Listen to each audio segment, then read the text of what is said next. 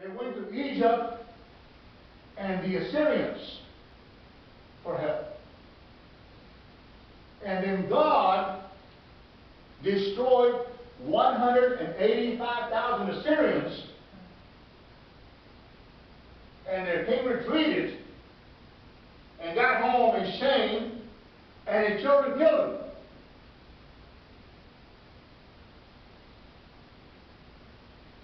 Because God wanted them to go where? Go to me. Don't go to people. Don't go to the Pharaoh. Don't go to this Assyrian people that had 200,000 army. And he destroyed 185,000 with one man. Where is the power? There's the power.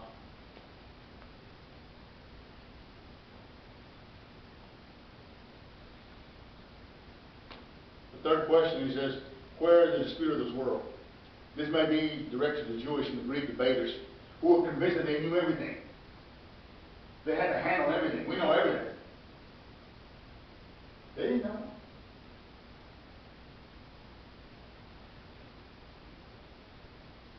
And then question 4, has not God made foolishness the wisdom of the world? The commentary in the first 3, he says they profess to be smart, they become fools. Romans 1:22. Human wisdom appears to be wise. Human wisdom always seems, hey man, this guy's smart. You know who's smart? God. The rest of us are mere children. The Corinthians had it backwards. They thought God was foolish and man was wise. And they were saying, what God has is foolishness. How can you save me from somebody dying on the cross? You know, like what they question us about. You mean that if I give that tithe, God forgives me my sins? Yeah. It can't be that simple. Well, it is simple and it's not simple. You have to have faith, you have to believe. That's the hard part. Getting enough out of your doubt, get the doubt out and put it into faith. That's where people have a lot of trouble with this. Jose? Yes, sir. It's very hard for the human mind to grasp the concept of a slain lamb on a cross, or for one man dying for everyone. Yes, sir. To the rest of the world, that just doesn't compute. Yes. And because they're doing it in human terms. They're thinking in human terms.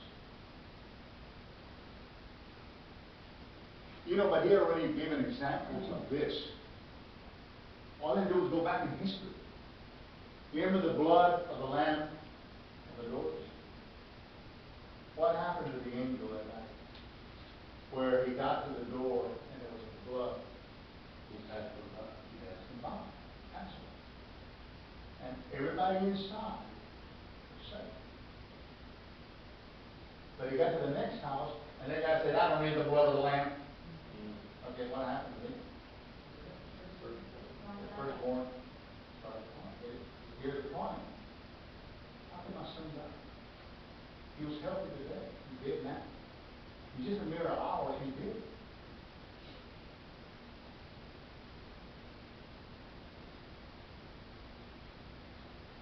Verse 21. Seeing that the wisdom of God, the world for the wisdom, knew not God. It was God's good pleasure for the foolishness of preaching to save them that believe. Now here, the world could not find God on its own terms. The Jews demanded signs. The Greeks demanded wisdom. God accommodated both of the cross. It pleased God. The preaching, not the method of proclamation, but the content of the message. Now be careful. It's not the preaching. It is the content. That makes a preacher preacher or a person that's representing the gospel and knows what he's saying about Christ, he may not be great in rhetoric or eloquent, but if he can get the point across that Christ died for us and that God loves us and that we can be saved through grace because we love the Lord and we want to serve Him, then we're going to be all right. Some people go way out there, well, I got to do this. Yes, if that's what you want to do, do it. But let me tell you, our brothers not often preach, not often teach. But you have all kinds of examples in the Bible where people were doing the Lord's work by, what about Dorcas? Dorcas was doing something simple. Yet she was a servant of God, serving the church, serving God, being used. So this is what Paul is looking at the cross and saying, okay, the content is important. We're preaching the message. You remember when Peter said, you are the Christ? And Christ said, flesh and blood did not reveal it to you. Okay. This is a part of that, Paul is relating that, and saying it is not intellectual reasoning. It is the revelation of Christ, and we're preaching it, and when people accept that, then salvation should occur in their lives. Contentment should come, and joy should exist. And what we need joy today. We're so sad. We run around, guys. You know God loves us all. You know him? He loves us. You see my son running around? I got the bell. I haven't gone half the mile. Okay, you see my son running around? Watch him when he runs. He's having so much fun. And he doesn't know that there are barriers or he may fall. He just runs. And the parents, my wife and I, we're behind him. Sometimes I'm catching him. But he's happy. And this is how we should be. Because God says, hey, I got this so much for you, and I got so many things to give you. I got so much love for you, and yet we are content with this little love and saying, well, I just want just a little. There is tremendous amount of love, grace, forgiveness for us, that it would be like going to a place where you have the favorite food and you could eat as much as you want and nobody would charge you. Yes! Wouldn't that be great? All right, so this is what you have. And so, if I don't get anything across, brethren, so we're going to go to something else next week, is that this Paul is saying, guys, wake up. The message of the cross is salvation.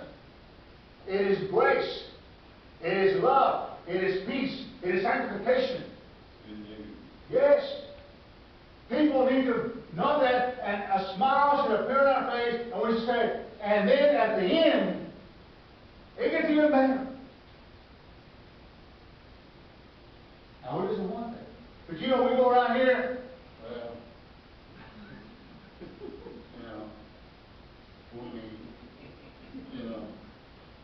guys, raise your eyes. Look to the heavens. God is there. And He's saying, I love you. You are loved. I read somewhere, and I don't know if it was something in one of our papers here or something, where this boy began being ridiculed because he had cerebral palsy, all kinds of trouble walking and stuff. So everybody in camp was making fun. So one night he had to do the devotion. A hard time home. So he got up to the front, limping and everything.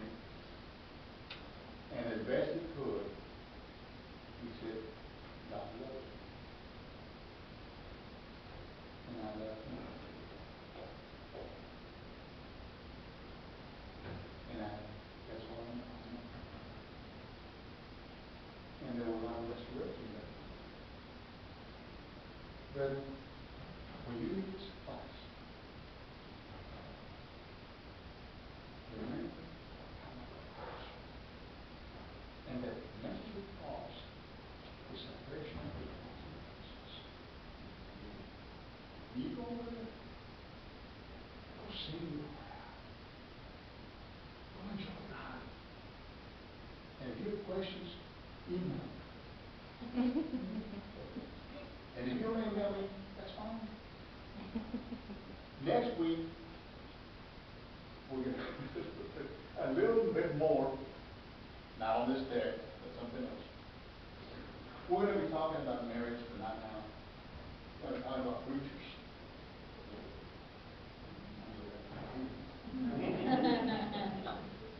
And bring something to light with if you want to, because I'll give you a lot of texts. We're going to have another prayer. And pray for me. I'm excited. I get excited. I don't know how to teach me a word. So, I want to say something about this. When people start asking us questions, we have to be real careful. Real careful. They may be interested, they may be open in a small thing. So you can be very careful. As I smile, be gentle.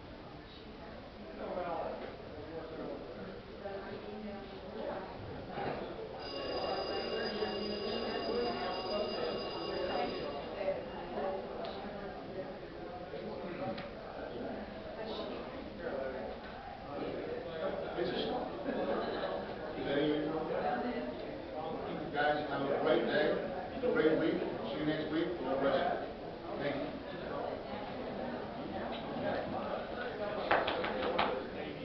How you doing, Jimbo? How are you doing? You're doing good. You can start preaching when you have one. Have I ever heard that before? Probably many a time, I'm sure. That's what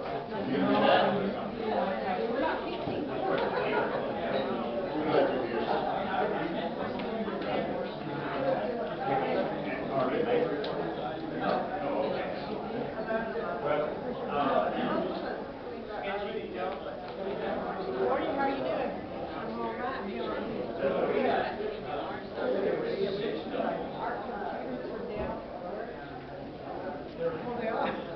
Think about that. That puts everything in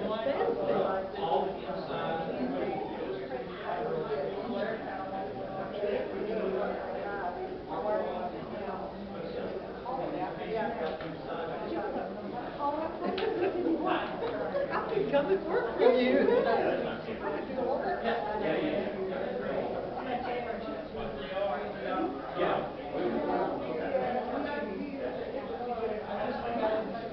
old-fashioned stuff with the paper, mine takes so much time. Because I'm used to writing everything out. I learned how to make orders over the phone. We can.